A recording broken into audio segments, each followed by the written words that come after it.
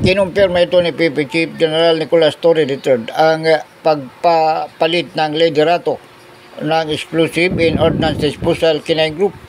Ngunit tumanggi itong magbigay ng detalye sa dahilan ng pagbabago ng liderato. Sa kabila nito, pinigyan diin ng PNP Chief ang kanilang buong suporta sa AOD K9 unit na itinuturing na mahalagang bahagi ng operasyon ng pambansang pulisya. Maalalang nag-viral kamakailan ang K9 na si Kubi dahil manos sa kapayatan nito.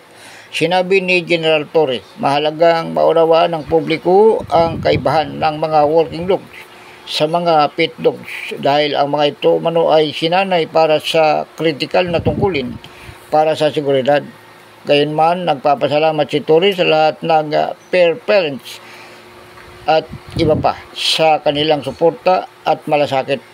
Bukas niya sila sa lahat ng komento at layunin lamang ng PNP umano na maibigay ang pinakamagaling na serbisyo sa publiko habang pinangangalagaan ang kapakanan umano ng mga asong katuwang nila sa trabaho.